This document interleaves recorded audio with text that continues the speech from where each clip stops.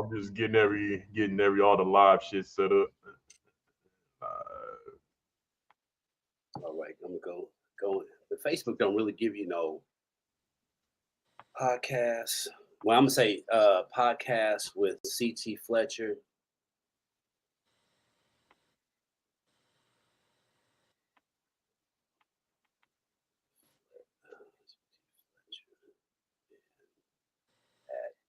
Mike. What? I know we friends on let me put it right. Alright. What? I ain't got you. Oh, okay, there you go. Okay. All right, ladies and gentlemen, welcome to another edition of the F Y'all podcast. As you can see, I'm back in the house doing some side shows, and I got my man C.T. Fletcher in the house and my boy Big Matt Chappell. Pops, how you feeling, old nigga? Man, I'm just blessed to still be here. And, fuck this show. Fuck the fuck Michael Wright. Fuck Matt. Hey, fuck all 7 of them motherfuckers listening to this shit. Why fuck me for, man? Hey, you did. Damn. Hey, Look, y'all wonder why we named this show the F Y'all podcast. That's exactly why. You think I didn't love you if I didn't include you in that? Well, hey, just know this, man. If he talks shit about you, he like you. That's all. Hey, I know. Hey, Stevie Ray talks shit, Pops talk shit, so I guess I'm cool. Like hell. you in. You in there. All right. So Pops, can you hold on. Can you hear me good? Am I good? Yeah, can you turn it up a little bit? You still kind of low a little bit. What about now? Am I good? More? What if we just can't all be talking at the same time. What if I'm closer to the mic? Is that better? Yeah, that's a little bit, yeah. All right, I guess I gotta get closer to this daggone microphone. How about now? That's good? Yeah, we just can't be talking at the same time, so I'm just gonna have to talk and then you talk, whatever. All right. So ladies and gentlemen, as you know, coming up this weekend, Saturday and Sunday, C.T. Fletcher will be at the Anaheim Fit Expo. So part of the reason I wanted him on here today was to talk about that. And Pops, you've done these expos forever and ever. Does it ever get old after a period of time, or how do you feel about these expos all these years later? Man, I love the expos. I love meeting people. Love shaking their hand. Love hearing their story. Oh man, tired than a motherfucker. I'm gonna be there at the book 2 hours. Y'all better fuck up. And let me give y'all a heads up from doing these with him for some years now. If ain't nobody in line at like 1 hour 30 minutes, his ass might be gone. So come on over. Hey, I'll be trying to get him to stay, y'all. I swear, I'm like, Pops, you only got 30 minutes. And do you see the way he started this show off? Fuck y'all, fuck them, fuck everybody. I'm tired. Hey, and you better not walk up and greet him and have some legs, because he got a thing with legs. If your legs is bigger than his, he ain't gonna give you no picture, no autograph. Hey, be most specific. That's calves. Yeah, calves. So make sure y'all come out this weekend, Saturday and Sunday in Anaheim. Check out Mr. C.T. Fletcher. The weekend of the 17th and the 18th, if I got those dates right, Pop, you'll be at the Tampa Fit Fest.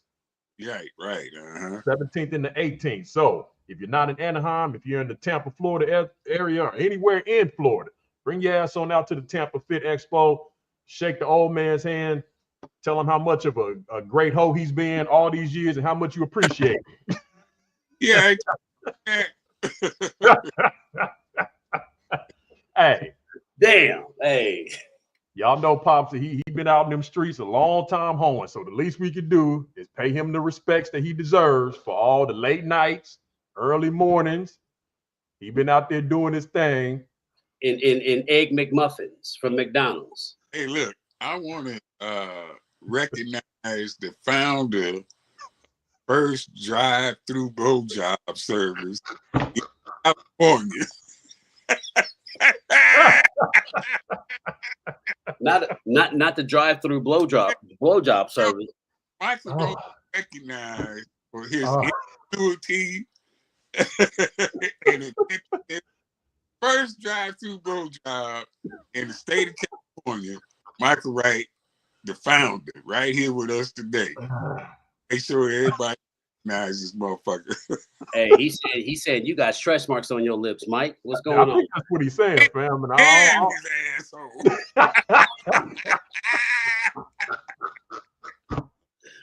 Man, if you're not tuning in, you're not tuning in to the Fuck Y'all podcast. Hey, this is how we get down on a daily basis. This is not your typical podcast, and we ain't gonna do nothing else. We gonna get on here and we gonna talk some shit. But Pops, before I let you get out of here, I do want to discuss something from somebody who is well, I don't know how close y'all are, but I know you know who I'm talking about. We had a little incident with one Mr. Joey Swole this week, and me and you haven't really talked about it too much, so I'm interested to hear your opinion on this and how you took this. Okay, the incident with Joey Swole, I know you're talking about. Joey got on there and he played a clip after the Hulk passed away of him dressed like the Hulk and working out, right? And in other words, paying tribute to Hulk Hogan. And people got on his ass about that. Now, I will say that I have known Joey for a few years, and he's worked out at my gym, and we even did a video together. And I never detected in his presence any type of racial attitude or racism, and you know, I got radar, Spidey sense, pick that shit up real fast, and I didn't detect any coming from Joey Swole in our interactions. But this of course, you know, he received a lot of backlash for it, and people was telling him that, you know, you don't know Hulk Hogan, the real Hulk Hogan, and this is very offensive because he's a known racist. And myself, you know, I didn't make any post about Hulk Hogan when he passed away. You know, my brother was a big fan of Hulk Hogan. We traveled quite a while to take a picture with him and get an autograph and shit. But I didn't say, my mama taught me, you know, if you ain't got nothing good to say to Jim, just don't say shit. So I didn't have nothing good to say. Once I found out how he felt about black folks, I was done. You know, I was, you know, once you show me who you are, then, you know, because I don't, if I know that you're a racist person, I don't have shit to do with you. I'm not going to be affiliated with you at all. So once they found out what he was all about, then I was, you know, through it.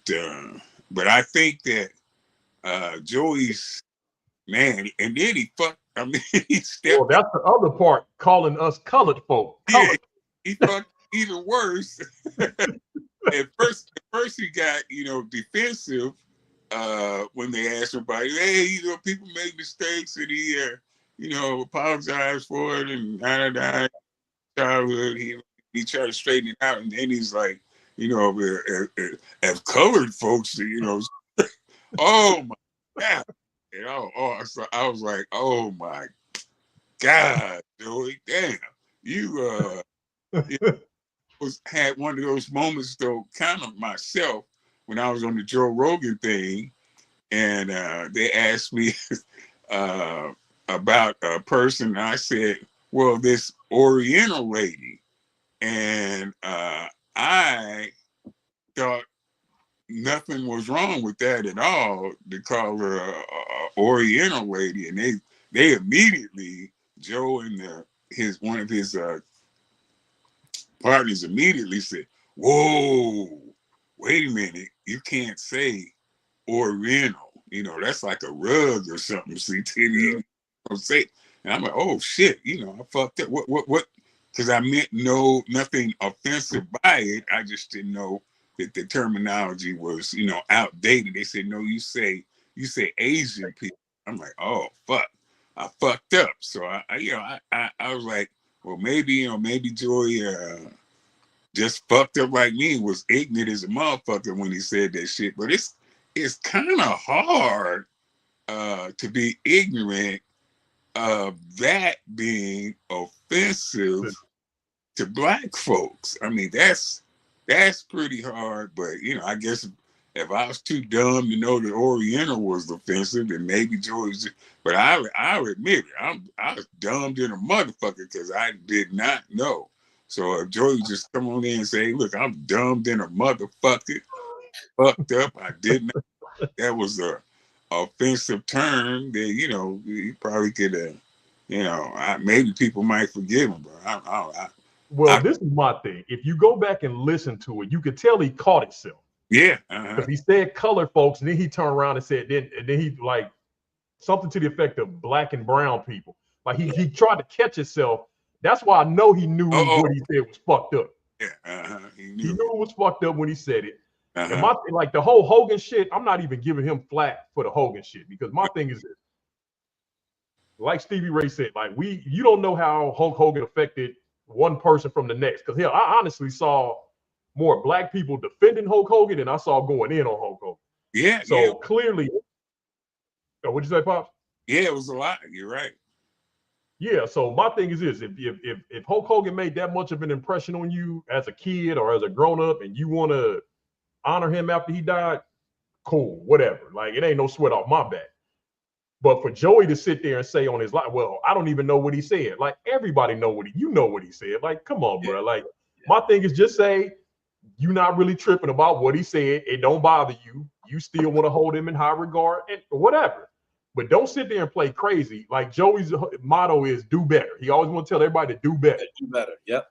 You got to do better too. And then my thing is this: when he giving people flack for bullshit they pull in the gym, he on their ass.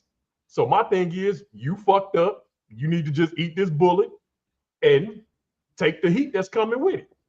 Yeah. And the other thing is, to me, if he really wanted to show that he knew he fucked up, if you go to his comment section, especially on that apology video, if you see all the racist shit that's being said in his comment section of people defending him, he need to go in there and check that shit. Yeah. To me, that'll show more promise if he went in there and shut all that shit down than him just saying, oh, I'm just going to quit social media. When we all know you ain't gonna quit social media. Too many of your businesses are tied into social media. Oh, no. You quit social media. You need the social media platform. You stop in Go your ahead, bag. Matt, what you saying? No, it's like if he get off social media, he's stopping his bag. I mean, you know, I'm gonna tell. I look at it like this, man. After we had that conversation with Stevie Ray, he said something that I feel we all should utilize to make it easier. He said something on the lines of like, we know racism exists from the institutional level, right? From K through 12, you know, where white folks are told who created things and who was in charge. Black folks was taught who was in charge, right? So we learned the same history, but it was absorbed differently. And external factors, how are the family raising, how's the environment? In short, it comes down to this. And around his people, he comfortable as fuck, right? We know racism, it's there. We hold them in high regards. So when they slip up, we're shocked. But if we know that this is a racist society, we can't put it past him. So when he said, like when Hogan said the N-word, I know the wrestling business is racist. I'm not surprised. If we believe that we in the racist society, it's only a matter of time before someone slips up, you know, and say something on the lines of colored. Because if he said colored athletes, that leads me to believe that he's around his grandmother, his grandfather, or a parent who's old enough that uses that verbiage, that normalizes to refer to black folks as colored. Ain't no young kid, colored people. Like, nah, you kicking around, you getting education from the old ways. Like Pops, you say Oriental. That's old school. Like my wife told me a couple of days ago, she was like, because I didn't know. You know, hey, look, we eat Thai ramen, right? What was the flavors? Chicken, beef, and Oriental. Oriental, yeah. You know what I mean? and we didn't get the memo saying, hey, you can't say Oriental. So, you know, I just think that, you know, with Hogan, Joey Swole, they're never going to understand truly the magnitude of their words because how they learned the system and how they were taught. they would never feel what we feel when they use bad words. So apologies aren't going to be sincere because it's going to lack empathy because there's no connection of knowing how it feels to be, looked at or someone says a bad word. So that's why they give half-ass apologies and they don't know what to do.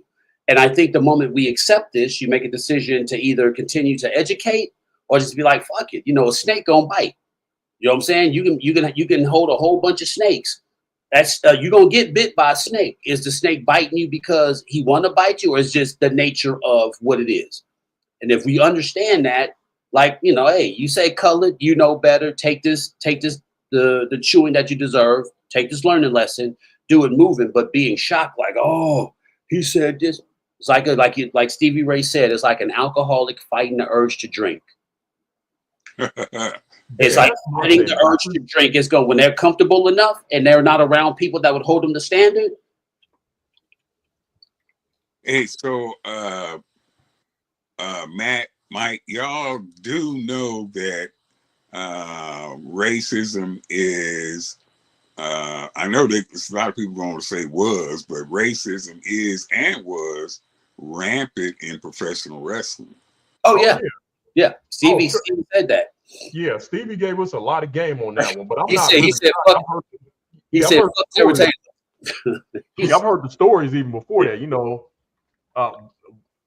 The whole Teddy Long story about what Ric Flair called him back in the day. Like, it's multiple stories like that. Ole Anderson was a well-known racist. Michael P.S. Hayes was one. So I'm not surprised by that at all. Yeah. But you got people like Stevie Ray who've worked with Hogan and flat out told us last week on the show, like, Harlem Heat as a tag team, the only reason they got as hot as they did in the beginning is because Hogan was the one that told WCW to give them a push. Yeah. Mm. So the question is, and this is something that, like you said at the end of the what's name, it's like Hulk Hogan referred to black people as niggers, but he put over a lot of black talent. Like, how do you know what I mean? Like, you say you got caught, but then it goes to what Stevie Ray says. It's like, how do we talk when we comfortable amongst ourselves? Are we to act like they don't talk comfortable too? So not making any excuses is just when we have this, it's a different perspective of a oversaturated conversation. We talk about race, but he narrowed it down to where it leaves you to think like, you say nigger, but yet there's no black wrestler ever saying you did them wrong. How do we? When he brought that part up, I had to really think about it. Like, wrestler. Now, don't get me wrong.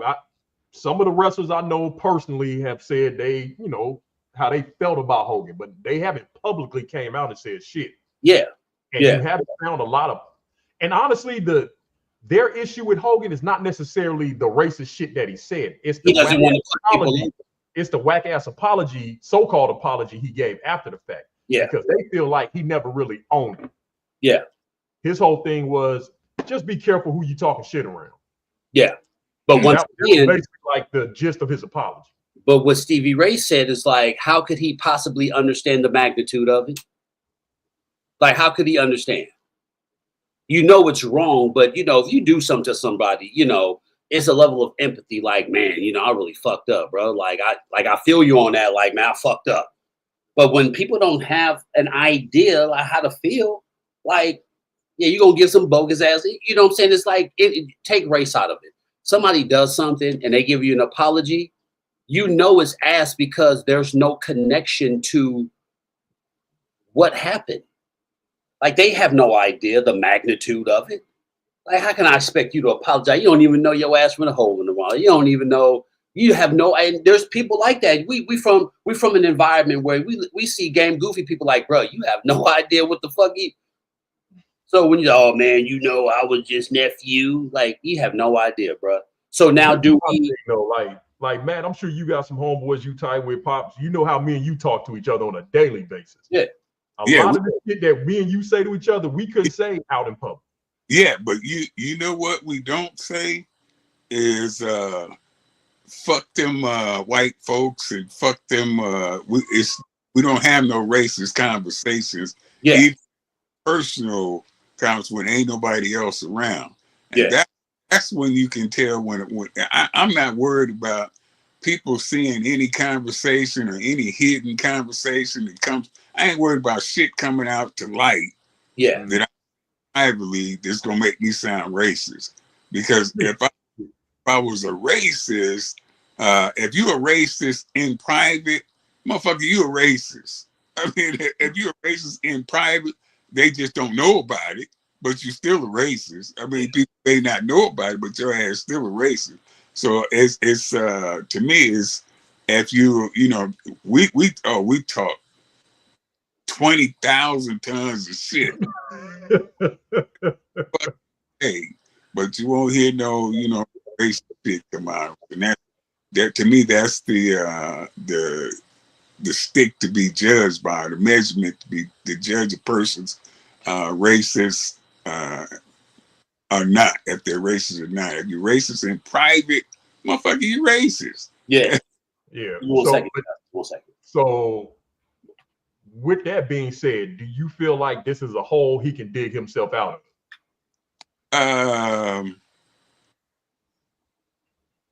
I think he will. People, are forgiving. Like I said, when I was personally around him, I remember when Joe Rogan said some fucked up shit, and he messaged me, privately, hey, CT, could you say something for me? And I could just tell people that what I know of you, just like I said about you, my interaction with you, it has been, I ain't detecting no from you. The motherfucker behind closed doors, which y'all don't know about. There was a guy who wanted to be, you might know, Mike, that wanted to be on the Joe Rogan show so bad. This is a rich dude, and he wanted to be on the Joe Rogan show so bad. He said, CT, I will pay you personally $20,000 and you can get me on the Joe Rogan show. And you know what? That motherfucker made an appearance on the Joe Rogan show. He said, 20,000 is the question. oh, do shit stink? Hey, break bread like Jesus said. Yeah.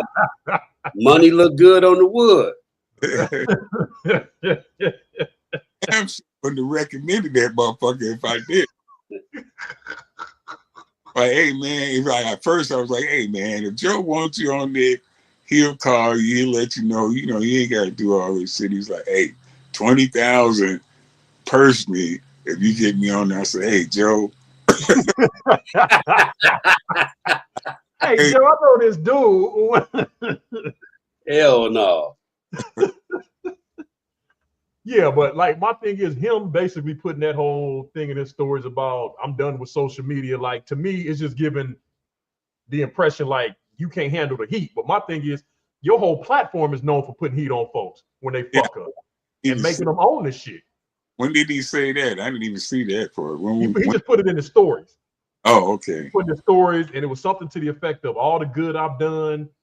So, and that's my thing. When a motherfucker start an apology off with all the good I've done, yeah, like you not owning this shit. Yep. Just own this shit. Just say I'm doing this. Yeah, like all the people I've helped, all the good I've done, and then something of the effect of, that whole adage of when you live long enough to become the villain and all this shit. So basically, he's saying that. Then he put like at the end, I'm done with social media. Then I guess that was supposed to be his last post he putting up. That's pussy. That's pussy move right there. You know what he should have done? He should have just said, you know what? I don't know how to feel. I would never know how it feels to be affected by that. That's the conversation. Like, you guys feel a certain way. I don't know. Be honest. Be like, you know what I mean? Like I said, colored. This is where I learned it from. Like they don't want to confront their environment and what they were taught because they're embarrassed. You know, you have to stand like, hey, look, you know, like Pop say, I fucked up. But at the same time, that's the conversation they don't want to have. I fucked up and I don't know how to feel about this. Like, you know what I'm saying? I normalize a verbiage from this environment. Like confronting those who taught you shit that isn't good is embarrassing. And then when you get blasted out, instead of taking that opportunity to have a real life conversation to become better, you know, oh, fuck it, I'm about to, you know, dip out, get off social media. That's not how you promote problem solving skills and resolve. Like you have to eat it like, because here's the thing. The overwhelming amount of contribution that Joey has done in the fitness community, this, that, and the third, that ain't gonna go nowhere. Like, just like Hogan, everything Hogan did for the business, he said, nigger, that ain't gonna do shit. Like what? It ain't gonna do shit. You gonna still be a Hulkamaniac. You know, I guarantee you in 2 months, a wrestler's going to do a gimmick pay-per-view. They probably do the Hulk up. They probably do the Hulk Hogan thing in tribute to Hulk Hogan. So his contributions to the business isn't going nowhere. So that's what they're afraid of. He's afraid that, you know, I'm going to lose this and lose that. No, use this to build your brand because it shows that you're just not a famous social media influence. You are really human. Like, transparency, you know, like I said this because this is how I talk around other people because of what it is. Like it's a conversation that they're afraid to have, and it's embarrassing to them. So what do?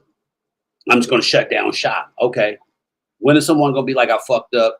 Let's have a conversation about it because I don't know how to feel. I don't feel how I need to learn how y'all feel. That's empathy.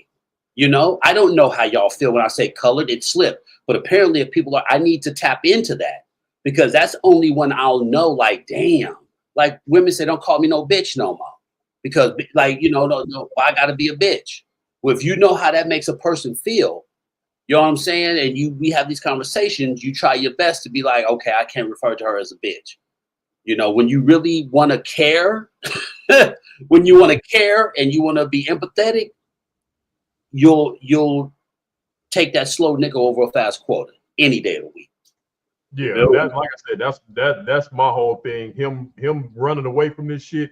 Like I said, it's going against everything that he has built his platform on trying to hold other people accountable. Facts. Your whole thing is holding people accountable, but then when it's time to hold you accountable, you dip out. What you saying, Pops? I think we should still have him on the cast, Mike. Pops, I sent him a message after he put that apology video out. I sent him a message. I was just like, look, I know you're going through some shit right now, but you know, when you're ready to talk about it, the platform is still open to you. It's not going to be one of them sessions where it's going to be two black men jumping on this white dude about. No, we're going to have a discussion about it. So when you're ready to have a discussion, you know, on a platform that, like I said, it's not about trying to make him look any worse than he already looked. It's about having that conversation and having it with two people of color. Hell, 3 people of color. Can do a better I'm job. gonna be on that. I'm gonna be on that too. So I sent him a message. I don't even think he saw it yet, but I don't know if he's still gonna be at the expo this weekend. I was gonna chop it up with him at the expo, let him know the same thing this weekend. Just like, look, when you're ready to talk, you come on our platform and we do it. Like I said, it's not about trying to beat you up or, you know, or make the shit any more dramatized than it already is. But clearly, because if what Pops says is true, which I believe it is, in regards to him not picking up any racist stuff with the spidey senses, then he possibly could be that person that can bridge the gap to, you know, like in the Army, we say teach the teacher. Like, you know, I teach you how to do it. You take what I taught you and you teach other people. Teach the teacher. You know what I'm saying? So if we could talk to him and get him to talk to other people about having these tough conversations, because it's not about the blame. It's not about faulting you. It's not about jumping you. It's about teaching you how to build up your empathy skills to understand the nuances and, most importantly, how it affects people. Hey, man, we serious, like, you know, some people get comfortable and use different words. We have to unlearn that. We have to be more conscious, and we have to know how it affects people. It's not hard. It's just embarrassing because, you know, you should know better, you know? So you gotta want to do it. And my thing is, that too. Exactly. Yeah. Out and saying I'm done with social media, to me, that makes it seem like, at least to me, Yeah. that you don't want to try to bridge that gap True. or really have a real discussion about it. What was the pro wrestler? He was a younger guy. His name was Chad. His first name was Chad. I can't remember his last name. He passed away saving his son. His son was drowning. Oh, Chad Gaspar. Yeah. Half of prime time. Yeah. Okay. He came to my home before, and we had a long conversation. Him and the guy who founded the Cameo video things, he found the Cameo. They came to the house, and he was telling me we had a long conversation about Ric Flair, and he was telling me how racist Ric Flair was. He said Ric Flair used to call him a nigger all the time to his face. And Chad was young, strong, and perfectly capable of defending himself. I said, man, he would have whooped Flair's ass. I said, stand there. I was like, you didn't say nothing when he said, hey, it didn't bother me. He said it didn't bother me. I'm like, man, what the fuck? Now that's a dude like, I've always, when I first met Ric Flair, was in Kansas at a Comic-Con thing, and the Ric Flair I saw on television, the Ric Flair and Gene was maybe 1 or 2, so he still had his bearings, like he wasn't as where he is right now, and I just didn't get a good feeling, like just something about him. I didn't feel comfortable. I never said anything because I like him more as a professional wrestler. Like, that's Ric Flair. Like, I learned, my cousin and I used to watch him and study him and learn how to bump and call spots. Like, we learned how to wrestle in our living room watching Ric Flair, doing everything in the ring in our living room without hurting ourselves. So I just latched on to that to not feel some type of way. But yeah, Ric Flair definitely sends off the... He just accepted that as being you know what I had to respect Ric Flair for was he wasn't secret about it. He looked at big eyeballs and told him that shit.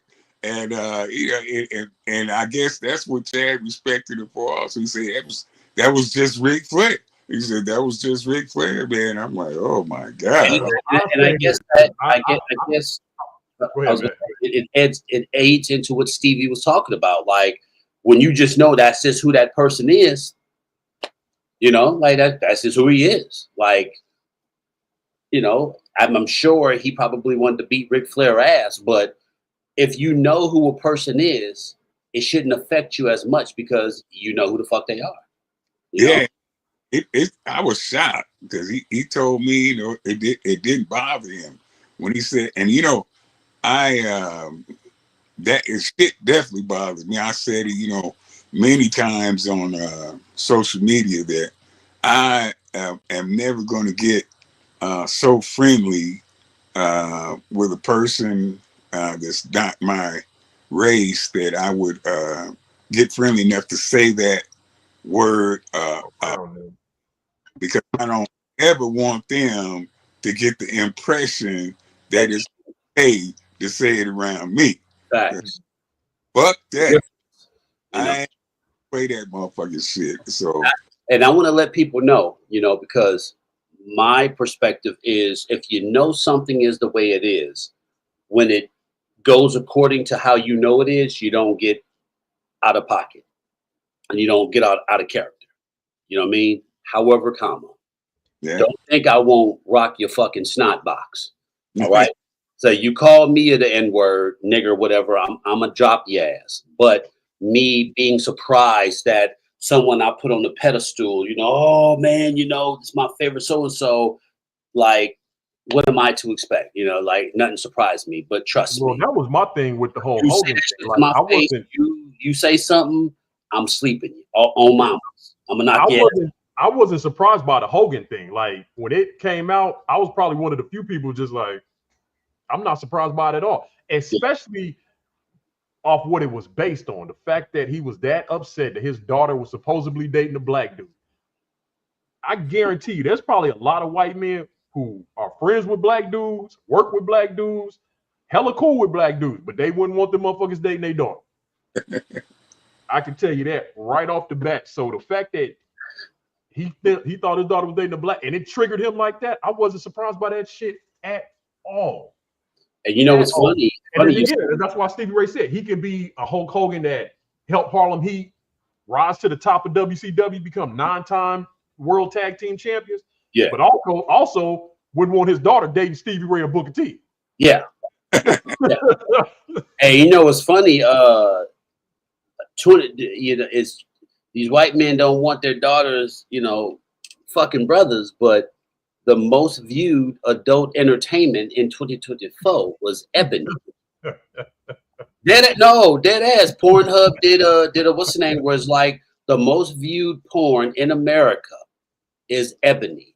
So that means the overwhelming amount of the population, 60% white people, they're watching chocolate frosted covered sugar bombs and 10 inches of anaconda fuck hammer on the dark meat side.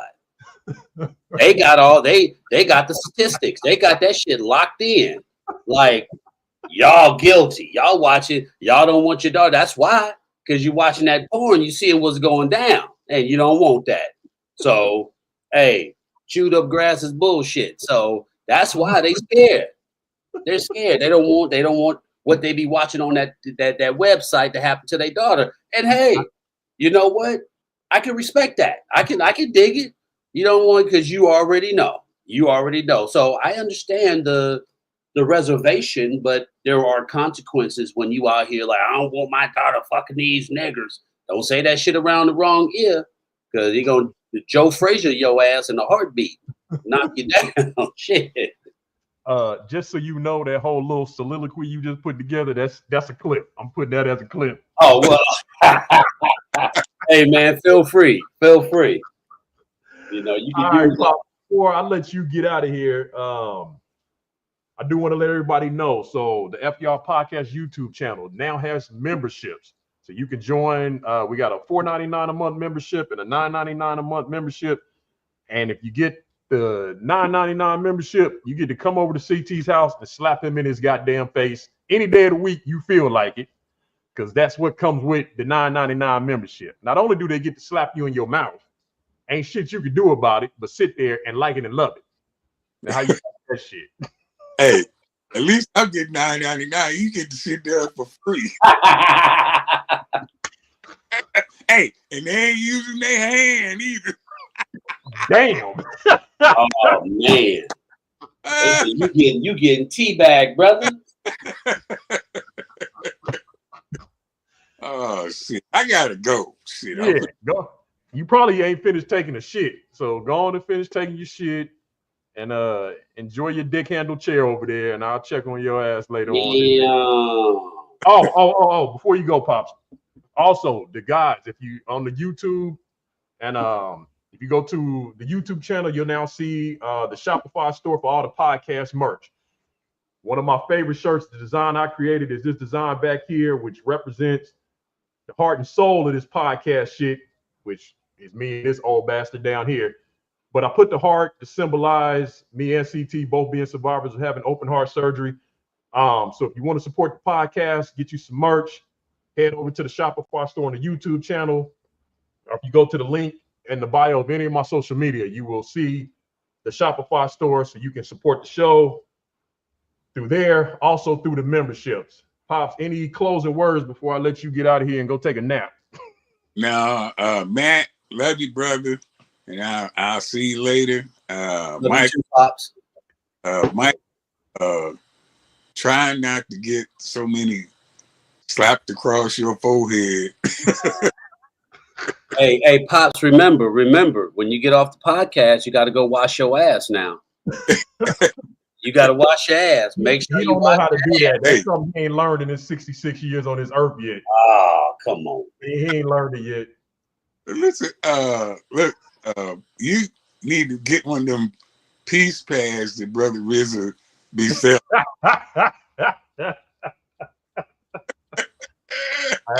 Hey, Come on. Damn.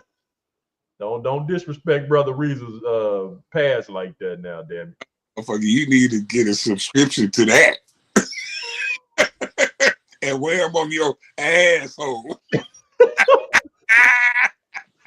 Ladies and gentlemen, this is how I keep CT young over here. I let him feel like he winning these roast battles, but he really don't. I just let him crack himself up. Yeah. What'd you say? I said, yeah, I be tickling the fuck out myself. I know. You like getting something else tickled around there, but I ain't gonna tell him what it is, though, you bastard. Oh, no. Damn. Look out now. Oh shit, the great. Oh man, he followed me back. Okay, cool. All right, Pops. I will hit you later, sir. Go and get you some rest, man. All right, Pops. Love you, man. Get some rest. Take it easy. All right, man. All right, bye. All right. Gotta love Pops. He gonna take 15 minutes to log out, though. Look at him. Yeah, he can't even figure out to log out. Like, nephew, hook me up, nephew. I need to get up out this one. But ladies and gentlemen, when y'all ask me how me and CT became so tight, it's because of shit like this. We do this shit every day, all day, 7 days a week. Twice on Sunday. It is absolutely fucking ridiculous. But I love that old bastard more than he could ever know. So much love to CT Fletcher. Oh, I forgot to promote. Oh, season 2. We are now closing out season 2. So next week I will be dropping the last episode of season 2, which is with the one and only, the almighty Bobby Lashley. Came on to the F Y'all podcast. So we have finally completed the trilogy. We have had all 3 members of the Hurt Syndicate on: Shelton Benjamin, Montel Batavius Porter, MVP, and now Bobby Lashley. So make sure next week, Friday, y'all check out the latest episode of the F Y'all podcast. Bobby Lashley was dropping all kind of gems, and we had a wonderful sit-down talk with Mr. Almighty. That brother is that's a specimen right there. That's a big man. But we were honored to have him on the podcast. So make sure y'all check that out. I will be putting out a teaser trailer here pretty soon. And like I said, that episode will drop on Friday of next week, closing out season 2. We will be shut down till the end of August, but I will still be bringing you content like this once a week. I think I didn't talk Matt into joining me once a week on the podcast. Yes, sir. And hopefully that'll be his cue to do his own thing, because people have already been telling the brother he need to start him a podcast. True. So, yeah, people have been saying it, man. The brother is too big to be stuck doing some shit with me. So maybe this will give him what he needs to branch out and start the shit that the people want to hear. Yeah, man.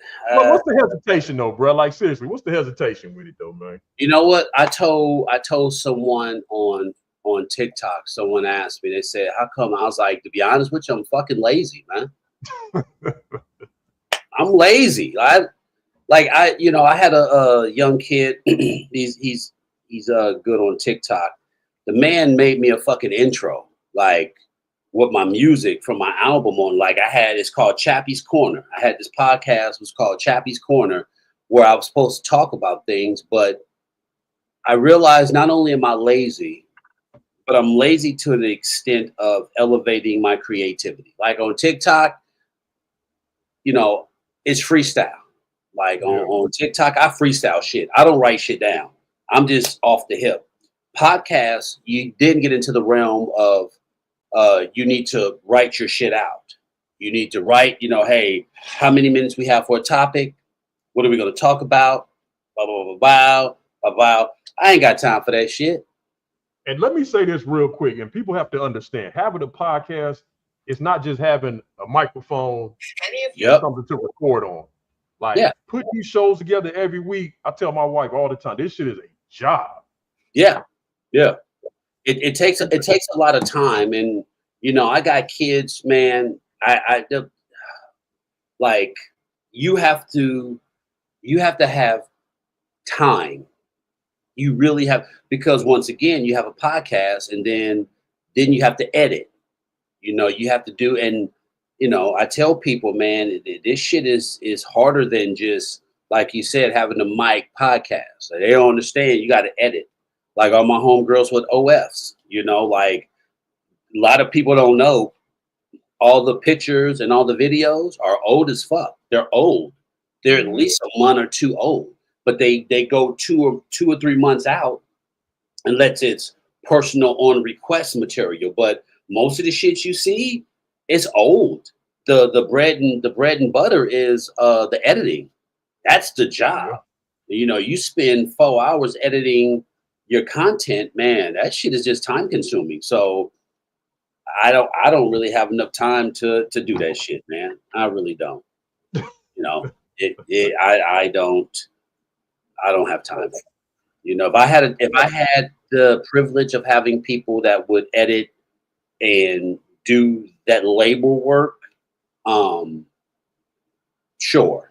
You know, I have that time to talk about something, bring the kids up. And, you know, I think if I was to be committed, I think I probably can do good. You know, No, I think you do amazing. That's why it was funny because when I saw you talking about that, as far as people asking you to do a podcast, I was like, shit. I should have told him that shit because like I said, just the way you communicate and the way you push it out there, I think it'll translate well to a podcast page. Yeah. I feel so too. It's just I'm not gonna bullshit myself, man. I'm lazy. You know, I probably get into podcasting down the line. You know, but it ain't going nowhere, bro. It ain't going nowhere. Oh no, it's not. But you know, I look at it like podcast is saturated. Everyone's doing the podcast now, so you know, I'm getting into the media of competing with different podcasts, and then there's so many subcategories and subgenres of podcasts. Where do I fit in? You know, because to be honest with you, all of us is just individuals kicking out opinions. So you know what makes me different? Is it my personality? What would I bring to motherfuckers? Be like, yo, we got to tune in to Big Matt, Jean Grey, and them. You know what I mean? So the first thing is you know what the fuck you're talking about, though. That's the biggest thing is you know what the fuck you're talking about. You're not just some motherfucker who just grabbed it, bro. I ain't got enough shit in here to count how many motherfuckers just pick up a microphone, start a podcast, and they on some bullshit. Yeah, you know what's talking about nothing. What was it, 2022? I can't remember. But there's maybe Patrick was born 2019, 2018, I think. Yeah. He had to be 10 months and I was doing podcasts on my phone. It wasn't a camera. It was some podcast thing that I was doing, like a little podcast talking about something. And that's how far back I go to trying to start a podcast. But it's just time consuming, man. And with everything that's going on, dude, like it is a job. You would have to be like, okay, from 7 to 10, I got to get it locked down. I got to record. I got to do my shit. And then I have to have another day where I edit, you know? So I don't know, man. You know, I'm trying. And that's especially like when you start having guests, what the hardest part for me was not really the hardest part, but it's very time consuming, the researching side of it. When you got a guest on, you got to research that motherfucker and you got to research them to the point where you don't want to. The one thing I hold my head high on is when I interview people after the show. I've had so many people from Terry Crews, Michael J. White, all these people just like, you've asked me shit that people haven't asked me or haven't asked me in a very long time. And they were just like, I do this shit. I do these interviews all day, every day. And we get asked the same 15, 20 questions on every interview. Yeah. So the fact that, first of all, I mean, my degree is mass communication. So I kind of went to school for shit because I wanted to do radio broadcasting. My thing coming up, I wanted to be the next Tom Joyner in this motherfucker. You couldn't tell me shit. Okay. But when I got out of college and started applying for these jobs, I started realizing Tom Joyner in this bitch. You know what I'm saying? Unless you got a real popular. And I was just coming out of college. I had a baby. I had just had a daughter. My youngest daughter, I just had her. So I needed to work. You know what I'm saying? I had a family to take care of. Yeah. So working at the local radio station, not even making minimum wage at the time, I don't think just wasn't an option. So I kind of put all that shit on the back burner. And this is why I know, like, the universe works in crazy ways, I had kind of given up on all of this shit. You know, when me and my wife did a podcast for a while, it was pretty cool. I love doing that with her. And then we kind of let that fall to the wayside. And then to start doing this stuff with CT and just the people that I've been able to interact with, and some I can call friends and just associates. It's like, it's been absolutely amazing, but it gave me that fire back. Yeah. Really do this. Yeah. Like I said, for somebody who hadn't done this in a long time, for some of these big name celebrities that we've had on, you know, to tell me, hey, first of all, the fact that they just vibe with us in the first place, you see how me and CT get in. Yeah. So we were a little nervous early on, like when Terry Crews was our first guest and we had Terry on, we didn't know how people were going to react to the name. Yeah. Because it was originally the Fuck Y'all podcast. I told CT, I was just like, Pops, we might have to shorten that or abbreviate it just for like sponsorship purposes and stuff like that. So we shortened it to the F Y'all podcast. But I was like, man, I don't know how this is going to work with bringing guests on. Because, you know, sometimes they can come on, they've been done some shit. They're a little snobby and not a, man, everybody did that on. Yeah, they came on, Ted Cruz like, no, the Fuck Y'all podcast. Everybody was just rocking with the shit. So I wasn't really sure how it was going to take off, but it definitely brought that fire back. So I love doing this shit, but it is, like you said, I said all that bullshit to say, yeah, this shit is time consuming as fuck. Yeah, it is. Time consuming as fuck. Like, it's literally just fucking researching, making YouTube thumbnails, making YouTube video descriptions. And I ain't got time for all that shit. Making 4,000 clips so you got constant content to fucking put out. Like this. Nope. I ain't got time for all that shit. Hell no. I got more important. I got 2 baby kids, man. And I ain't got time. I would have to have somebody do that shit, which means you would have to have a partner. Well, then you have to depend on other people. So it's like the good part for me, I started this shit late. So all my kids is grown in the motherfucker now. Yeah, so see, you good. Yeah, you got all the time. These motherfuckers is grown. All right, shit, I'm almost at an hour, but I want to discuss the Ari Spears shit with you, and then we'll say the other story for the next show. Okay, cool. But I want to talk about the Ari Spears shit before we get out of here. Bet. So, comedian Ari Spears was doing a podcast and brought up the topic of Ice Cube was brought up. And Ari Spears doesn't think that Ice Cube is a diverse actor. Said he basically Ice Cube is playing himself in all the roles that he plays. And that wasn't even the part that got that much criticism. What got much criticism was him saying that Ice Cube wasn't a top tier lyricist, which set the hip hop world on fire. Because most people, at least in their top 10, got Cube. You don't have an Ice Cube in there on most people's list. Yeah. So the fact that Ari Spears called out and said that Ice Cube is not a top lyricist guy is catching him some heat. But this is my thing. What I want to talk to you about, I want to talk to you about that story, but he's being labeled a hater. And I'm a little confused, maybe because I'm old. Okay. And just having an opinion on shit back when I was coming up wasn't considered hate. You know what I'm saying? Yeah. That was just like, you put it this way. Motherfuckers was, and I don't know what it was about Bakersfield, but when Mystical first came out, niggas was loving Mystical when Mystical first came out. Gotcha. I thought that nigga sounded like some bullshit. Same here.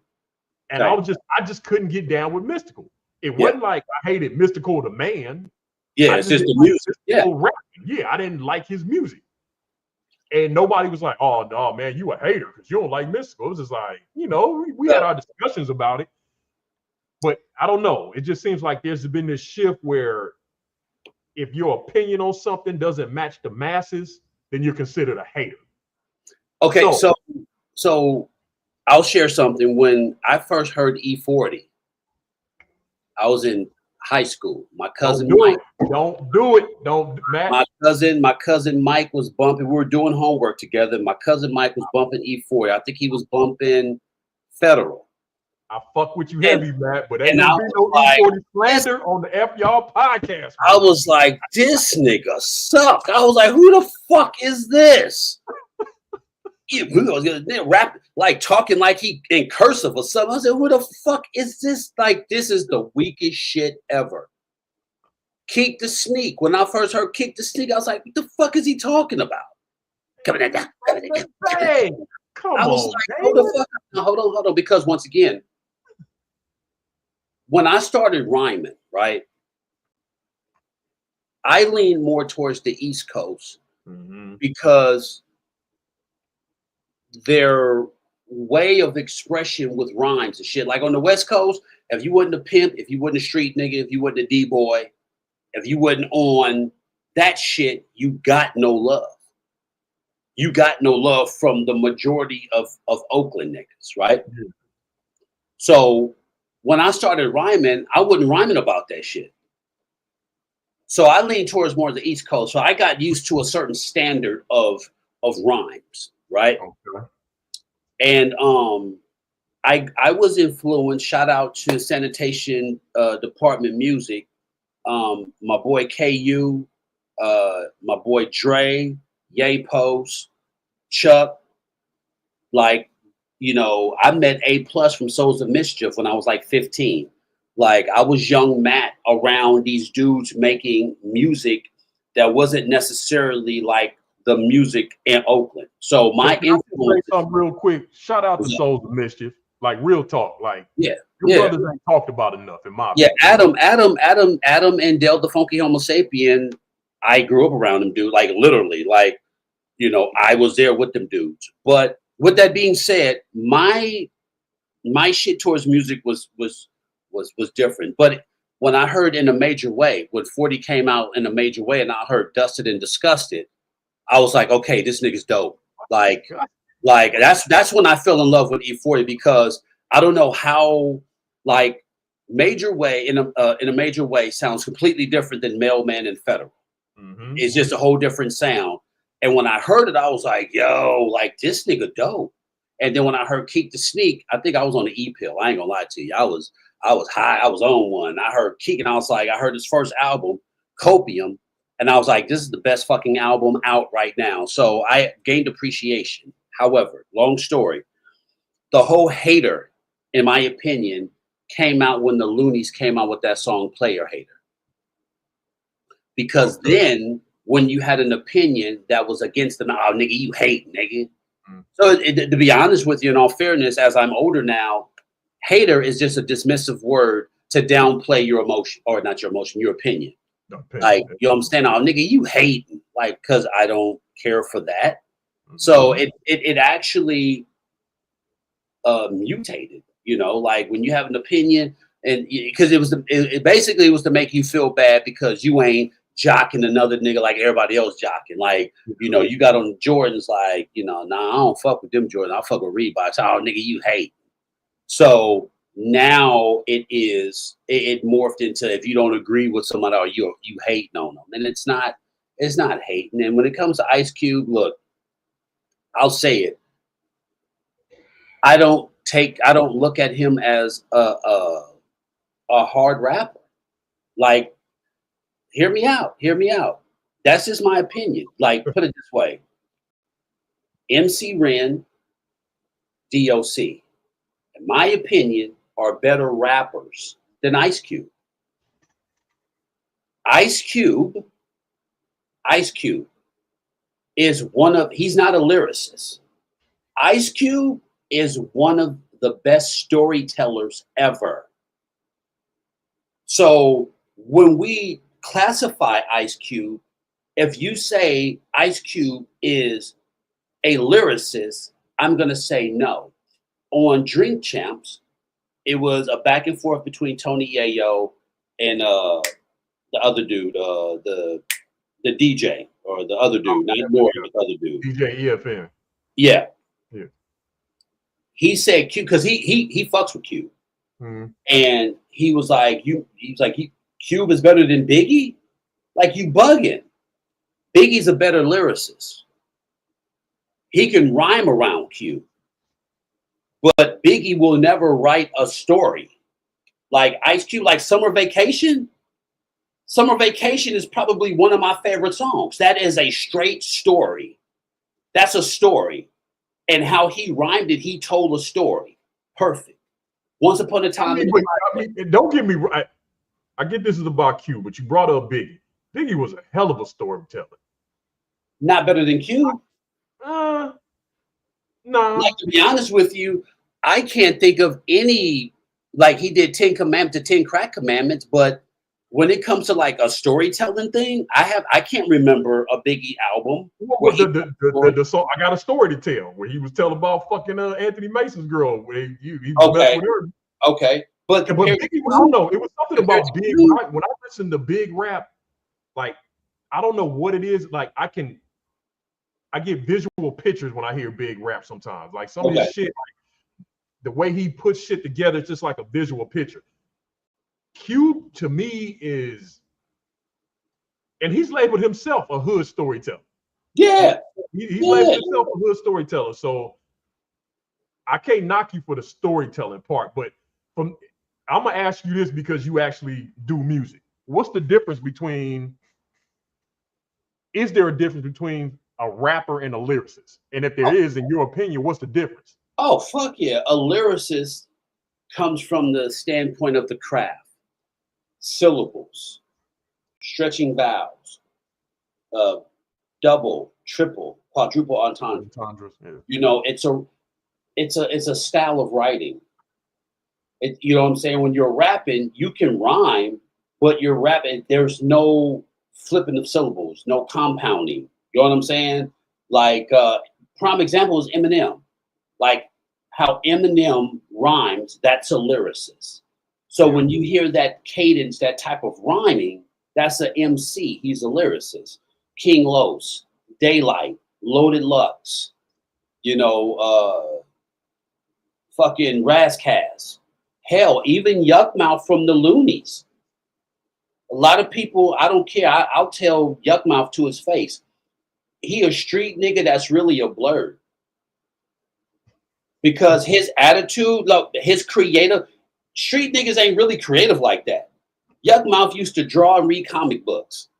So that spark of creativity allows you to pick up that pen and flip verbiage.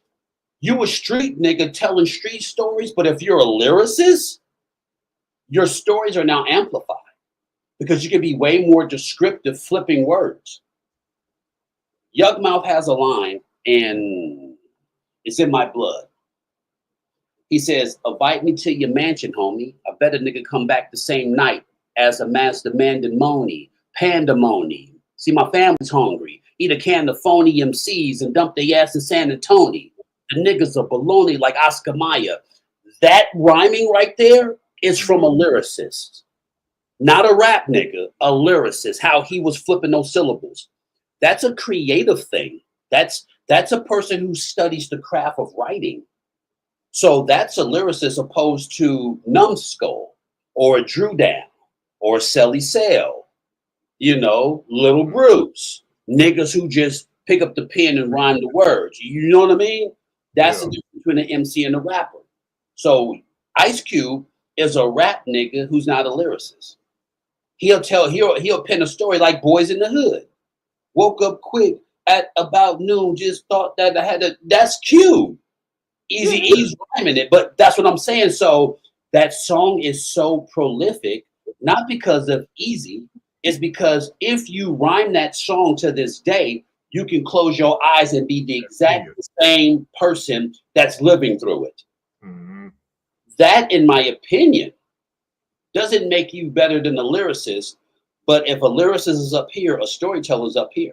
Because if you're a storyteller, you don't need the lyrical criminal individual in your swimming pool. You don't need it because the story is going to be so compelling that we're not even giving a fuck about how you're flipping the words. We're just listening to the story. Because in our mind, we have a visual like Summer Vacation. Like that song, like my fucking God. Was a movie. That shit was literally a movie. Yeah, and he wrote that. So when I say Cube is not a lyricist, he isn't. He's a storyteller. Scarface could be a lyricist, but he's a storyteller. But he's also a musician. Mm-hmm. Scarface is, when they say King of the South, it ain't T.I. The King of the South is Scarface. He's just humble because I don't want that shit. But Scarface is the King of the South because every Ghetto Boy album, like his rhyming, his storytelling, he's another storyteller. Like if Ice Cube and Scarface were to do a collabo album, I don't think nobody can fuck with it. I honestly think if Cube and Scarface came together and made a group with their storytelling, my fucking God. Eminem's a good storyteller. You know, he can tell stories. You know, so when we have these conversations about hip hop, rappers and MCs, lyricists and storytellers, it's perfectly okay to, you know, either be both or be one or the other. Mm-hmm. You know, some niggas just want lyrical individual and smash mouth bars. Some people want something more meaningful. Fucking Mos Def, you know, Twaleed, you know, all them dudes, like, dope. But Cube, you know, me personally, Cube is the dude who should be in the back. Like, go in the booth and spit that.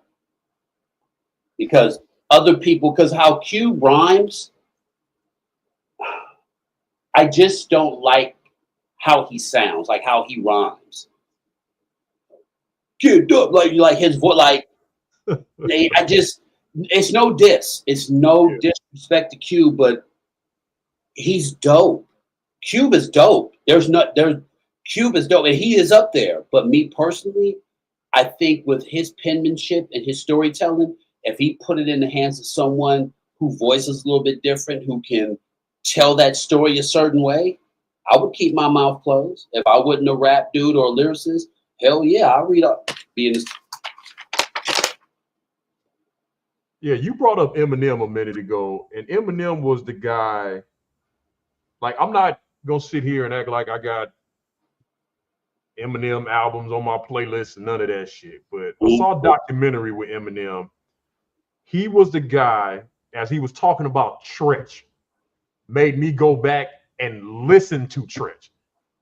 When I was coming up, I would hear a Naughty by Nature track and be like, oh yeah, I fucks with it. But I wasn't listening to Tretch. Yeah.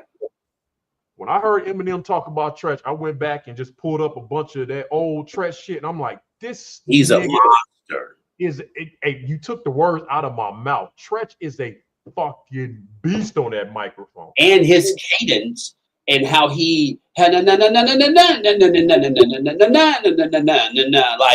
that shit, bro. Like, man, look, he's a fucking monster. Bro, but you know, like I was so upset with myself coming up, knowing of Naughty by Nature, knowing of Tretch, but not really soaking in that shit. Like, I was so mad at myself. They had the hip hop parade and you're down with OPP, the commercial jingles. But you know, if you was a real hip hop head, you know, even Lords of the Underground, you know, them dudes was bananas, you know. So yeah, Tretch and once again, when people talk about Eminem, that's the shit where, you know, people say appropriate or appreciate. If you talk to a dude and they're letting you know that they're teachers, they learn from Rakim, LL Cool J, Tretch, you know, like, we look at those dudes too. Mm-hmm. And if you're writing your rhymes, coming up, and you hear a verse and you're like, you're a student of the culture. Because you're learning. These are your peers. You're learning. This is the playground. And Eminem was influenced by the dopest. It wasn't like some white dude trying to get on, like, oh, I'm trying to kick it with niggas. No. And then M was in Jersey with the Outsiders. Is it Outsiders? I think it is Outsiders. Yeah, Outsiders. Yeah, little Zane, I think. Little Z, whatever, like a group from New Jersey. He was in Jersey. Eminem was in the bricks, chilling with niggas. You know what I'm saying? So yeah, people, you know, what's crazy is it's 20 something years, 30 years. Like, I don't even like, M's my favorite MC, Redman and Sean Price. Those are my top three. Eminem, Redman, Sean Price. And because all of them affect me a certain way with my rhyming. But I don't even trip off M no more. Like everyone's all Eminem this, like, man, dude, Eminem was rhyming when y'all was in diapers, bro. Like, you know, if he sucked, it would have been somebody right now knocked him off. You know, living like white boy, fucking Machine Gun Kelly and all the other white dudes. You know, but speaking of Eminem, there's another white dude that I honestly feel got snubbed, not by Eminem, but the hype of a white rapper, right? Or not a white rapper, white rapper, but a white MC. He's overlooked, and I feel he deserves more attention as being more of a grittier version of Eminem. And if you haven't heard of him, look up R.A. the Rugged Man. Yeah, I know. I heard of him. He's fucking phenomenal. Like, he's raw. Like, and I honestly feel Eminem gets more praise than R.A. the Rugged Man, but they're tit for tat. One, Eminem would be like this, R.A. would be like this, you know. And then, to be honest with you, if those two dudes made a group, if R.A. the Rugged Man and Eminem made a group, ain't nobody fucking with them. Ain't nobody fucking with them. Like, yeah. Like, for me coming up, I can appreciate the fact that you were West Coast cat, but you had all the love and respect for the East Coast, because coming up for me, we ain't fuck with none of that East Coast shit. Oh, I believe you. You from SoCal. None of it. Yeah. And if you got caught listening to that bullshit, we was gonna roast your ass hella bad for it. So coming up, I didn't appreciate. Now, I take that back. I think everybody fucked with LL back then. We was all fucking with LL. We just thought that nigga was the coolest nigga on the planet. So you couldn't tell us shit about LL. But outside of LL, a cat like a Redman, I didn't pick up on Redman until I was grown. He was another one. I'm like, how the fuck was I sleeping on this cat? You know what? Redman used to actually, back in the 90s, Red was all in LA. Because I didn't know that till I started seeing other interviews with him. Yeah, him and MC8 is like this. That's the homie. Like, MC8 and Redman, they tight. So Red used to be in LA all the time, kicked it with a lot of LA niggas. Redman, hey, look, I was in 8th grade. My partner Tavon was like, hey man, you need to listen to this album. I was like, what, the album? And it's Redman. Well, no, get that shit out of my face. I don't want to hear that whack ass shit. Man, when I tell you, when I was out of school, November 1994, I was working at Warehouse Music on Telegraph. Oh shit, not the Warehouse. Yeah, Warehouse Music, man. I was crazy. I was just back home in Bakersfield last week, and I passed by where the old warehouse used to be. Yeah. And I'm like, oh shit, we used to be up in this motherfucker all the time. Shit, man, look, when Reasonable Doubt came out, he came because, you know, the artists would come to the record stores and shit. You know what I mean? I met Jay-Z in passing. We didn't chop it up. He was walking to the back. I was walking to the front. I was like, hey, man, I fucked with your album because they played it in the store. He was like, hey, right on. And he kept going with it. But November, because I think Meth and Red album came out around the same time. And Redman's There Is a Dark Side had red cellophane. So when the light hit it, it would light up. So yeah, we get CDs and shit. We supposed to listen to them, smoke some weed, you know what I'm saying? Listen to CDs, whatever. I got home. I was like, Redman. I didn't even put two and two together. That was the Redman from when I was in 8th grade in 92. So I tossed that shit on my dresser. A couple days later, my partner, Japanese Chris, man. Shout out to my nigga, Japanese Chris. You know what I'm saying? I love you, nigga. You feel me? This nigga gave me some sugar cubes that had acid. So I dropped 2 sugar cubes, man, and my trip hits. So I'm in my room tripping acid right now. And I see something in the corner of my eye. Now, this time I'm rhyming. Like, I'm freestyling in high school with my people. Shout out to the fam. Yeah, y'all niggas, y'all know me and Cameo. We was eating motherfuckers. But I see, you know, this red shit, and I look, and this shit's glowing. And I was like, oh shit, it was the album. I bust it open. I put it in the CD player, the boom box. And when I tell you that fucking album, There Is a Dark Side on acid, changed everything. It made me feel comfortable to be an MC. It made me feel comfortable in the city of Oakland, how niggas from Oakland sound when they rap. Because niggas from Oakland got their own little I didn't rap like that. I was like, I don't want to sound like no other Oakland nigga. So how I sound naturally and what I rap about, when I heard There Was a Dark Side, I was like, that's my shit. So I was high on acid listening to the album. I had to go back and listen to the album and was like, what the fuck? Like, I was sleeping. Like, so that's why Redman is my favorite MC. One of the top 3, because I heard him and it made me feel comfortable to rhyme how I rhyme. That's the first time where it was like, nigga, you good. Because everyone knew I could rhyme. I personally didn't like, I'm in Oakland, I don't rap like how, but couldn't nobody fuck with me. Because you know Oakland niggas got that style, man. You know how y'all do out there, man. Crazy thing about it is, I can rap like that. Yeah.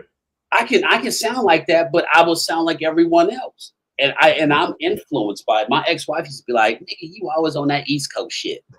Like I play they play like when I'm with her, her people's a bump they shit, you feel me? I fuck with it. But I was listening to Redman, Wu-Tang, Tribe Called Quest, Yeah, that was just all shit we were sleeping on. So like I said, I introduced myself to that shit as I became a grown-ass man. Yeah. Like I said, you're throwing out groups like Tribe Called Quest. Yep. I'm going to bring this name up, and most motherfuckers, I'm going to bring her name up. They're not going to know who the fuck I'm talking about. If you do not know who Bahamadia is, come on, man. I'm just saying. I'm not saying you. I'm just saying it's a lot out here that's not going to know who Bahamadia is. That fucking voice of that woman. Hey, bro. That mellow ass. That album, her first. Yeah. My God, when I heard that shit. Yeah, I'm finna go pull that shit up as soon as I get off here because I ain't heard it in a minute. But my two favorite is Bahamadia. My 2 favorite MCs, female, is Bahamadia and Raw Digger to this day. Bruh, I was sitting there like, what the fuck? And why have I never heard of this shit before? Because I was in that West Coast bubble where all we was bumping was West Coast shit. That's just and you know what? And that right there is the whole influence of, oh nigga, you a hater, you don't fuck with, you know what I'm saying, like West Coast. Like I fuck with West Coast, but I just always been different, bro. Like I'm from the West Coast. I know how you niggas sound. I don't know how they sound. Yeah, you know what I'm saying. I like how they sound. I know how you sound. I'm from here. You know, like okay, we got 40, Keep the Sneak, San Quinn, Messy Mar, Killer Tay, Andre Nicotina, Bammer, weed, nigga. Don't. Yeah, you feel me? Yeah, you know what it is, like that.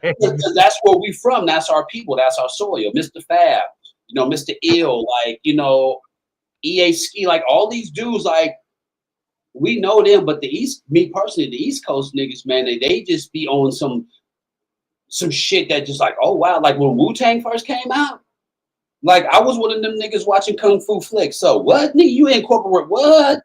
It ain't always, me personally. Like my family, my cousins, some of my older cousins, they like got the PhD in the doctrine in the street shit. I got my bachelor's and got out the game because that shit. Hey, look, that shit too heavy. I didn't stick around for my master's. I got my bachelor's, but I'm used to that. I hear that. I saw that. Like what niggas was rapping about in the town was what we saw every day. So after a while, it's like, okay, these niggas is over here talking about this over here. Like, okay, it's okay, I like that. And it's just, if you're a creative person, if you have an artsy mentality, you can appreciate the creativity. I mean, Dr. Dre is, in my humblest opinion, the fucking root of West Coast music because he at least is creative. Dr. Dre is very creative when it comes to making music. And to have a person who pushes people to think different, rhyme different, produce different, it at least keeps the nucleus of not being afraid to try something different. You know what I mean? Like the beats he made for Eminem, you know, a West Coast fixture, a nigga from the West Coast, NWA, you know, the Wrecking Crew, you know, that dude is making music. I mean, he did the whole Firm album. Yeah. Jay-Z, you know what I mean? So that Which takes is a very underrated album, I must say. Oh, most definitely. I actually You know Firm why I bombed?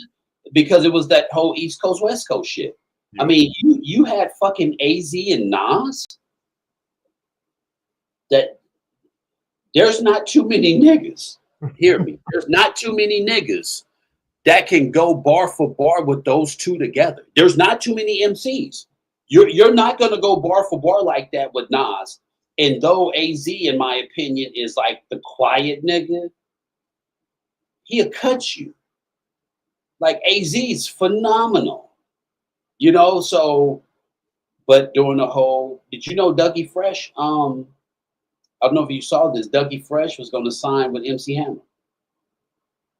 I don't think I saw that. Yeah, there was an interview because of the East Coast West Coast tension.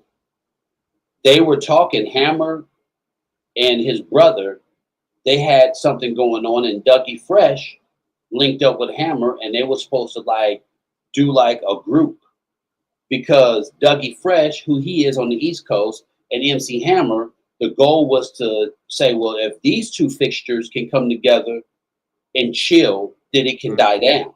But he said in the midst of doing that, they got dropped from Capitol Records or something like that, and it fell through. But yeah, I you know, there were people in the background working things out. I'm like, Dougie Fresh and Hammer?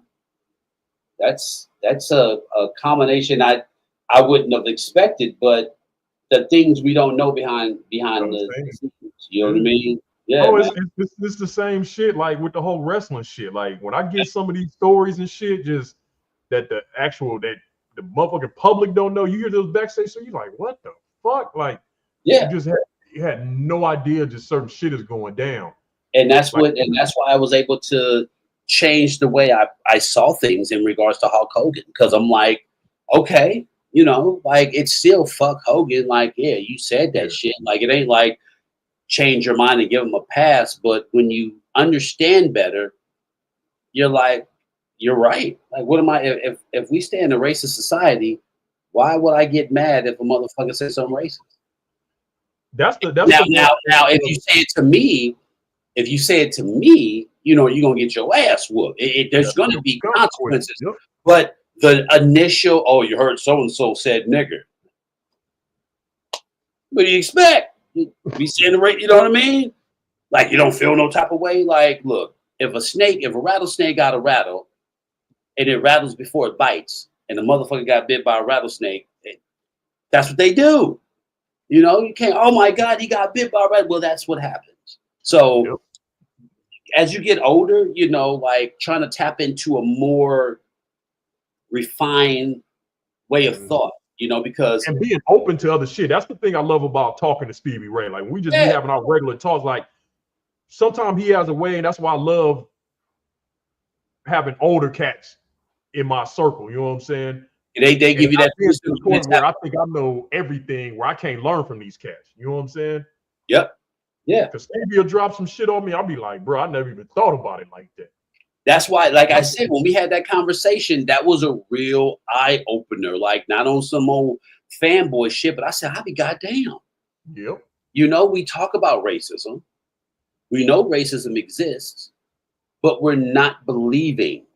We're not accepting it because we're always, you know, getting upset. Yep. Once you know something is what it is, you can no longer get upset. Why? Because you won't set yourself, you won't be surprised.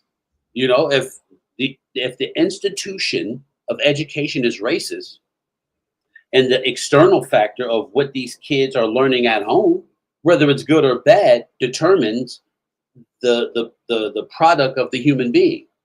And taking it and normalizing and being comfortable around your what's the name, if it's positive or negative, I mean, what are we to expect? You know, now personal interaction, now you goddamn nigger. Hey, well, you know, maybe we should have a formal discussion about, you know, this proper or improper use of. No, I'm gonna knock your ass out. But being surprised that this shit is happening and being said in settings away from those they're talking about. Hey, that's my thing. Like, bro, this man was sitting in a room with a woman that he was fucking. What you think they pillow talking? That's what the fuck. Like, and guess what? And here's the real scandalous shit, though. Who was the motherfucker recording? Yeah, that he was set up by his boy on that shit. So that was his homeboy's wife. And guess what? I ain't trying to sound funny, but wasn't no niggas. Nope. It was white folks.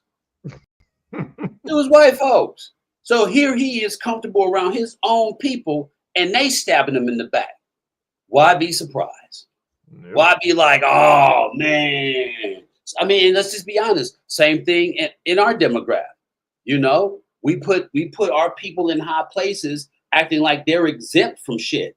Mm-hmm. R. Kelly is the best fucking composer, in my opinion, second to Quincy Jones, when it comes to making music. Beautiful music. But I saw the tape, nigga. So guess what, bro? All that shit go now, and we need to, people watching, we need to differentiate. Saying nigger and fucking minors are two different things. One's criminal, right? One's criminal, all right? Racism isn't criminal. It can lead to motherfuckers doing some criminalistic shit by way of a foreign object, but it's not criminal. Sex with minors is criminal.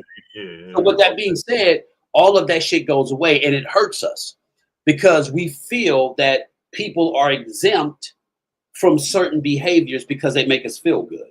Mm-hmm. And when we look at them separately, it's still putting people above and or making people feel special, making them as if they're exempt from behaviors.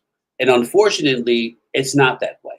Mm-hmm. So when it comes to white folks, you put them on a pedestal, and then they, you know, oh, these motherfucking niggers, you're hurt because you thought that they would be exempt from it. You put a brother up there or a sister up there, like, man, you guys did and you know, they're running a fucking ring where it's a fight club and they're, you know, pimping out kids, whatever the case may be, fucking children and shit. Oh, man. Oh, yeah, because you put them on a pedestal. They're not exempt from predatory, disrespectful, misogynistic behavior. All right. Now, before we get out of here, I do want to address one of the comments. Hold on. Yeah. Sorry. You know what? Let me holler at Jamal. I was giving that to you anyway. Go ahead. You know,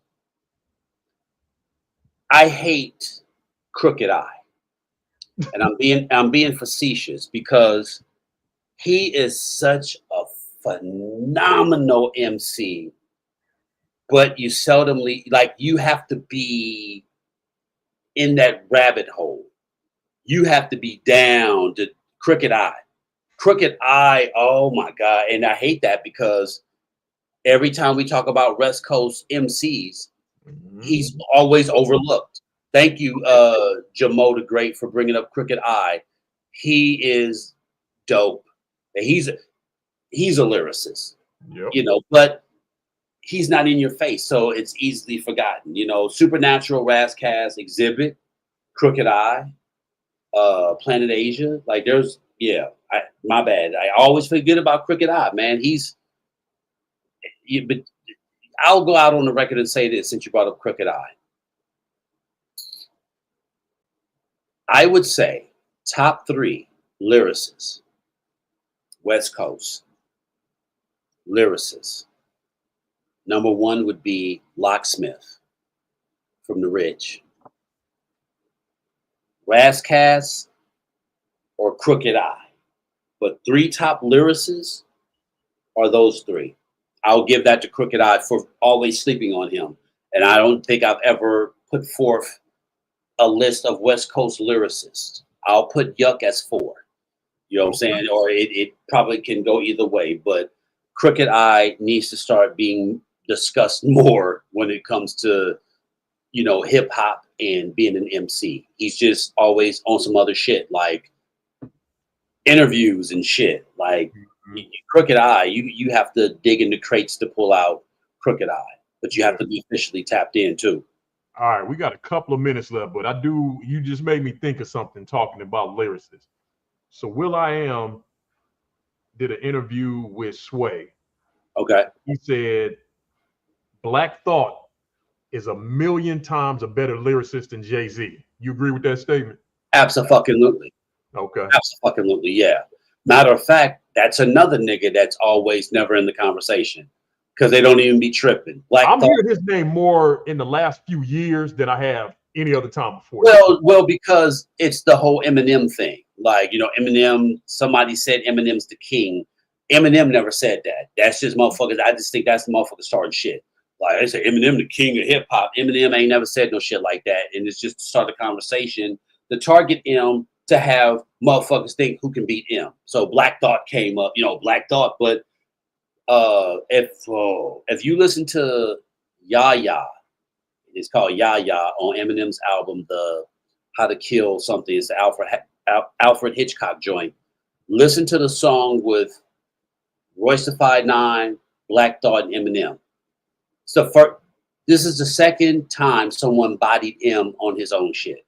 The first one was Sticky Fingers, Remember Me. Like he beat Eminem. Okay. He murdered him on his own track. Not on no diss shit, but that was just the hardest track. Black Thought's the hardest verse, Sticky Fingers. But Black Thought's fucking verse, and you know what? I love Eminem though, because he gave him more bars than Eminem. Like Royce didn't have much. Black Thought took up majority of that fucking song. Eminem had probably a quarter of what Black Thought spit on that track. Like he let Black Thought eat, and he outshined Royce and M on that track. Okay, I'm about to check Black Thought is a fucking animal. Like if Black Thought wanted to be a villain, he would be Thanos. He would, no doubt. He would be Thanos. Black Thought? Oh yeah. But shout out to Black Thought because the roots have always been phenomenal. And when we talk about progression, like moving from the hip hop genre, the culture, and taking it outside and tapping into other things, I love the fact that, him and Questlove and some of the other guys were able to move on to television and be the music behind the TV. I think that's fucking phenomenal. And that's just showing the longevity and continuity of how great the roots are, that they were able to be a fixture in hip hop for the culture, for us, but yet blend outside of the culture to be more recognized as a well organized group. Tony in the chat says these young dudes don't know nothing about the roots. Yeah, you're probably right, bro. They don't. The roots. Probably right. That one song. Now that was a storyteller, a story song that had Erykah Badu in it, or was it Jill Scott's vocals and Erykah Badu? Something along. I don't know, but it was that one song. Oh shit! I think he walked out. One of the songs, but yeah, you're right, man. The roots are dope.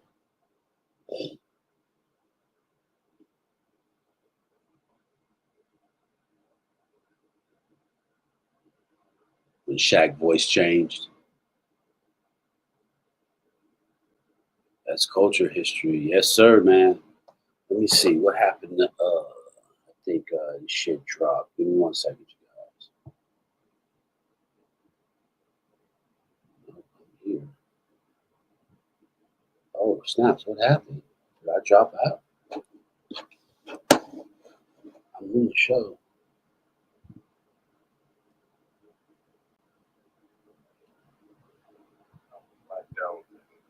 Pop back on, so we lost quick. Luckily, I still got the stream, but yeah, just shut that shit off. So that's what happened.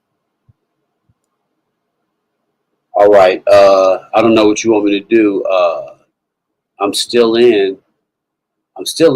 So I don't know if you dropped out, but if you won't, I can close it out for the first time. All right. So technical difficulties.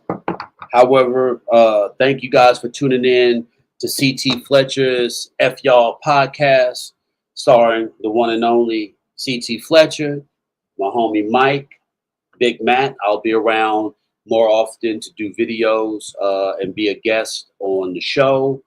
I look forward to working with you guys, providing commentary and some comedic stuff, and look forward to being around talking to you guys. So with that being said, wash your ass, brush your teeth, make sure you got clean underwear on, because you never know.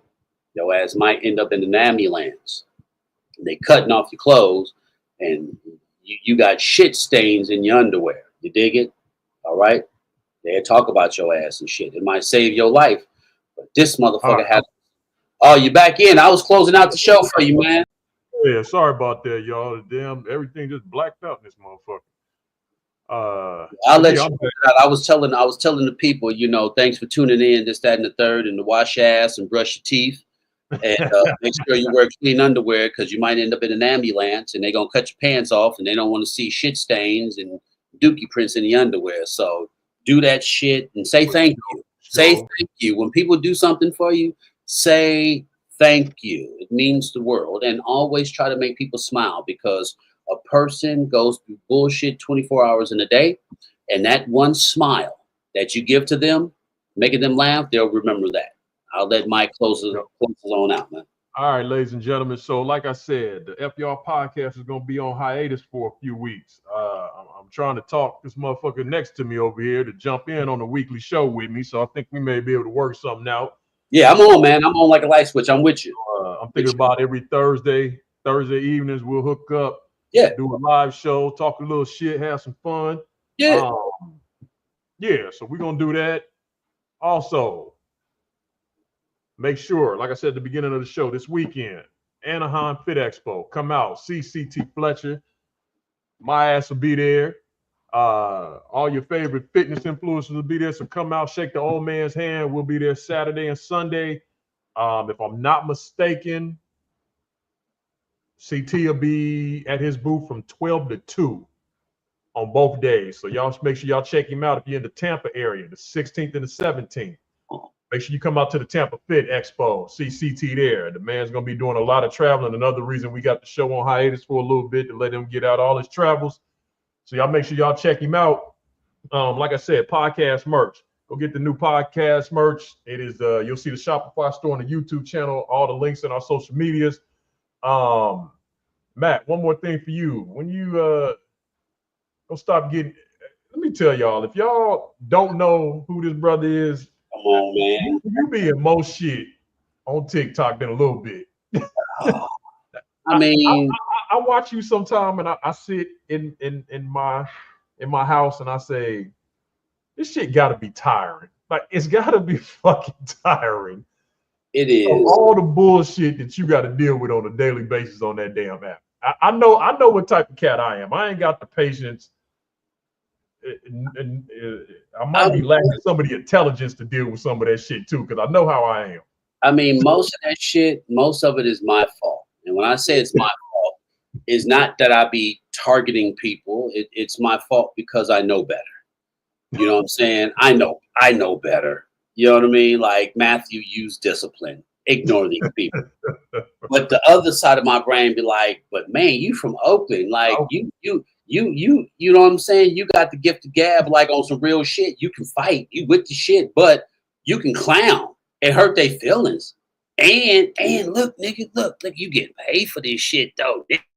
Pay me no attention. Let me cue up my fucking phone, man. Here we go. But so it's my fault. It's just fun because look, I ain't trying to be a dick or nothing, but I ain't met too many white men or white women who could talk shit. They just can't. Unless they George Carlin or somebody, you can't talk shit with me because I hurt your feelings. I'll say some shit purposely to hurt your feelings, but it's my fault. So with that being said, I'm going to take this time and this opportunity to put it out on the podcast moving forward.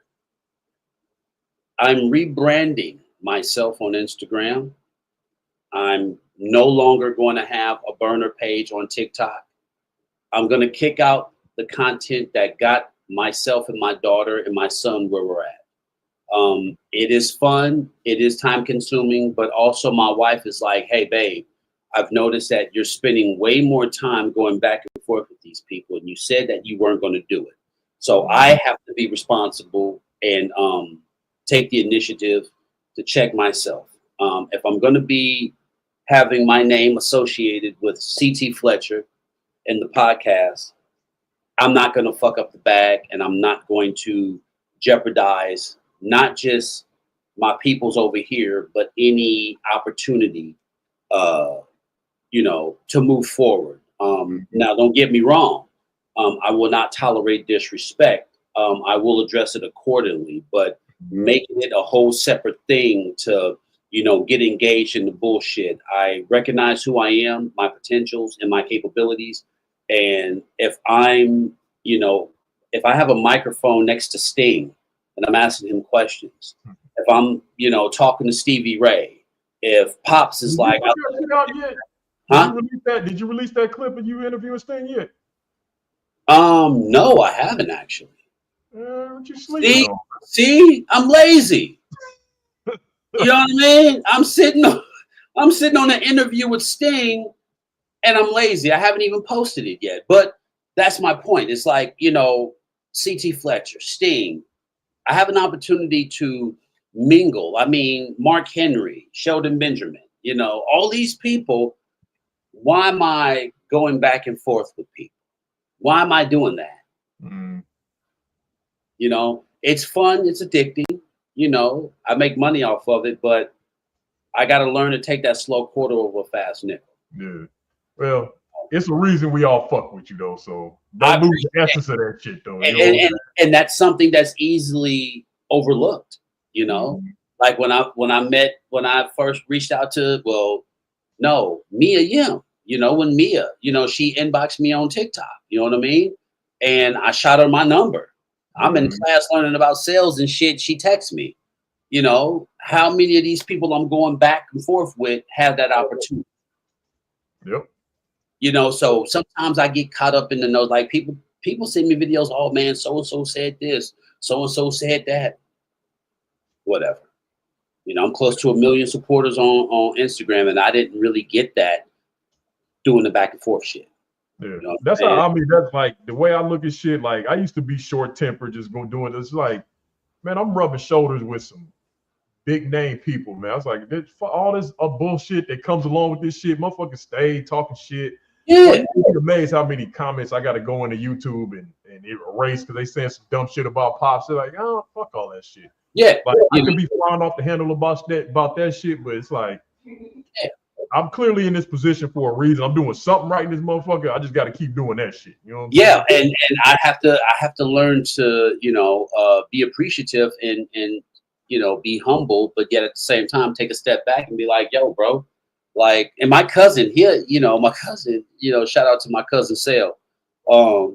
He always says, Pops, he'll always be like next to people. Like, I don't know if I can get in trouble, but you remember OG Bobby Johnson? Yeah. Okay, I was in Oakland on my corner, Grand and Staten. If you know, Staten Ave and Grand Avenue. Across the street is the Round Tables. I'm smoking a blunt, just being a fucking slop corner loser, just smoking, chilling. I see a nigga walk down the street with a little thing on his head. You know what I'm saying? And he got that nose. You see that nigga nose, you know who he is. I said, that nigga knows. That wouldn't, and I did that OG Bobby Johnson. I was like, high top. I said, high top, huh? He stopped. We hit the moon. We smoking, chopping gang. You feel me? Like OG Bobby Johnson. I'm chilling with Glenn Plummer. You know what I'm saying? So I've always found myself bumping into people and that's so and so.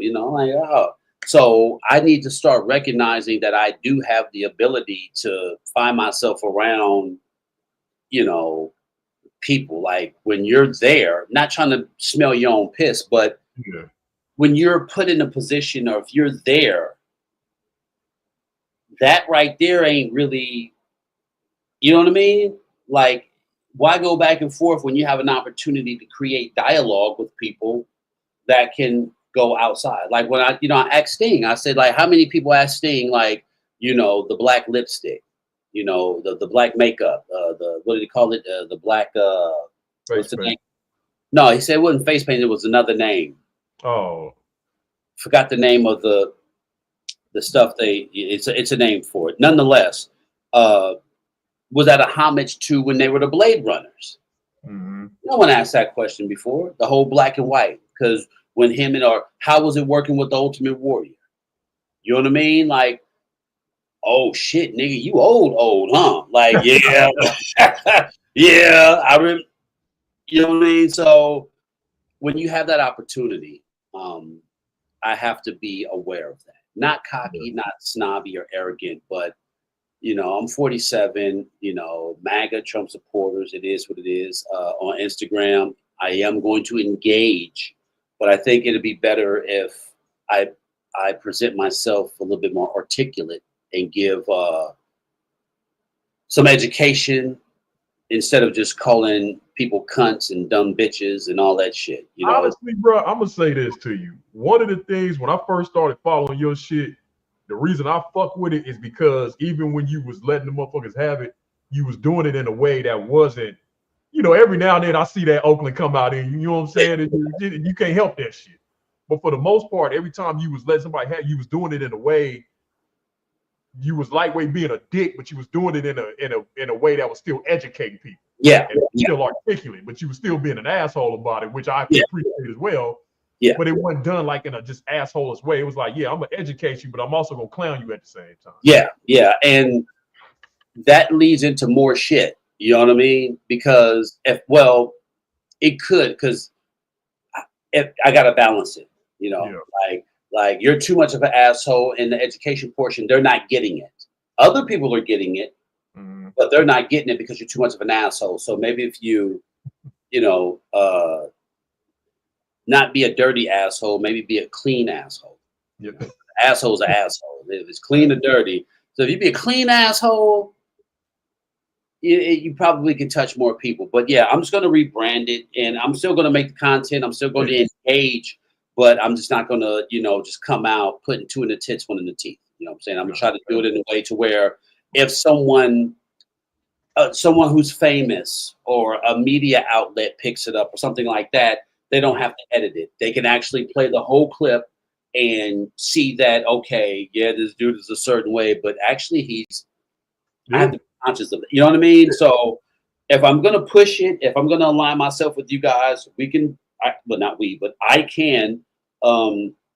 get off in your ass. But generally speaking, I have to redefine it or refined it.